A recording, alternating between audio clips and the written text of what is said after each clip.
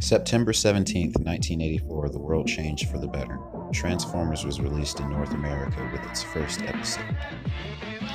It was, at its humble beginnings, an amalgamation of failed toy lines and cartoon shows gathered under one moniker and rebranded with a simple slogan, more than meets the eye. From its humble beginnings as a toy line and cartoon show, it has spanned multiple series and unfortunately more than a few movies. Its characters were quirky and lovable, both good and evil, and it taught us a lot about how to be a better human by listening to and watching giant robots battle and solve problems. Its fan base is wide and varied, from little kids to adults both young and old. Mostly the franchise has been known for producing animated and or live-action commercials for its toy line. I, like most people that went into the theater expecting the Bumblebee movie to be more of the same, and I was happily disappointed. This movie took some of the best elements from the 34 years, 2 months, and 21 days as of this recording of its lifespan and bundled it into one neat, tidy Volkswagen package. There was more emotion and good jokes in this movie than there were in the unmentionable 5 live-action films before it combined. Yes, it has some dry humor, but it mostly has genuine good jokes and sad times performed by decent, if not good, actors. This is one movie that I would most definitely recommend and like to see, unlike the other 5. Travis Knight, the director, I have been a fan of for a very long time. Much like I am trying to be, he has been in stop motion for years and years, making really, really good stories, from Coraline, Kubo and the Two Strings, and Paranorman, to smaller, lesser known, but still greatly appreciated animations, like the first episode of the PJs. One thing I have consistently noticed about him is that he goes for story first and then fleshes out the scenery and characters and adds on to what he has created before later. This movie is better because of its small cast. There are less Transformers in this movie than there were in the first episode of the animated series. There are less Transformers in this film than there were in 15 minutes of Michael Bay iterations and sequels. But because there was a smaller cast, none of the conversations felt rushed, none of the action scenes felt cluttered, and development felt genuine. Because of that, the movie gives the audience the show it deserves and the respect that I wish more filmmakers would put into their films.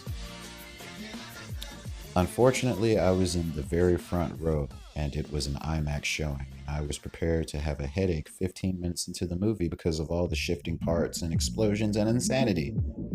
Fortunately, didn't have to worry about that at all because the character designs were dialed back, both aesthetically and chronologically.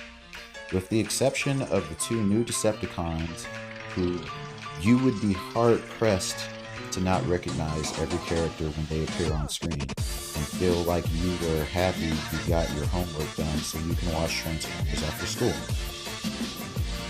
I'm not sure if that's what Travis Knight was aiming for, but he nailed it because I feel like I was the same age as the kid sitting next to me in the theater.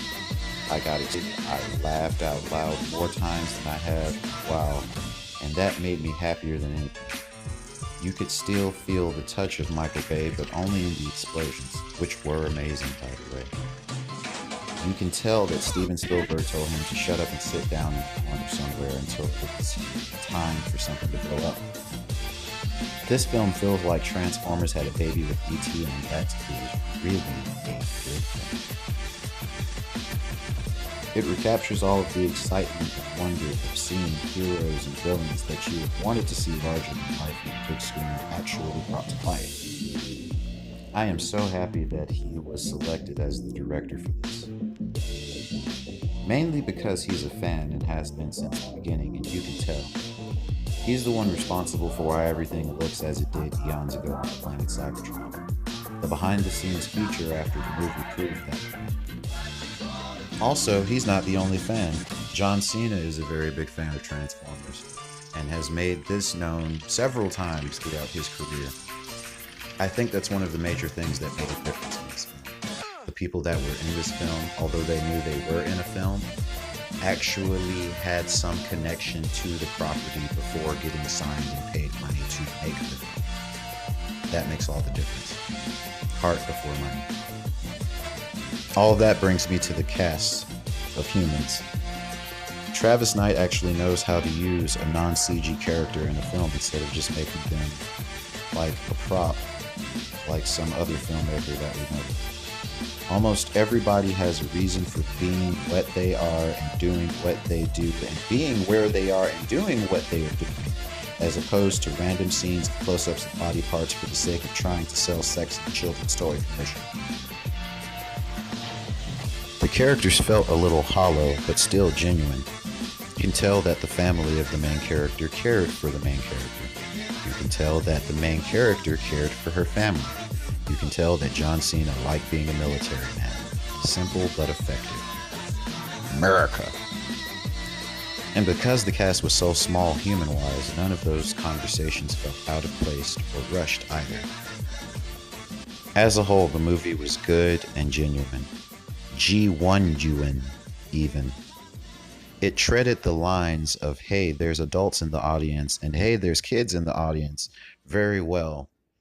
There were not any parts that I saw in it as appropriate for kids in the audience, and there weren't any parts that seemed too childish for the adults in the audience.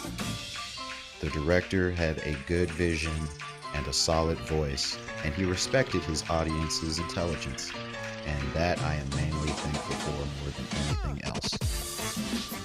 I can't speak for anyone else, but the whole audience did clap when the movie was over with. And there were so many excited yeses and hot damns, and I'm so happy I don't have to kill another director. Someone actually said that. And it wasn't me, I promise. I guess I could say generally the movie was well accepted if you find yourself like me and you enjoy G-Transformers and the movieverse.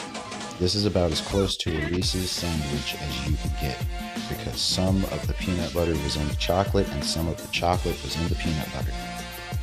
Belly up to the table and sink your teeth in, and without fear when it comes out this Christmas. I'm actually pleased to say that this is a movie that was more than meets the eye. To all in one, thank you for your time. The Transformers, each sold separately from Hasbro.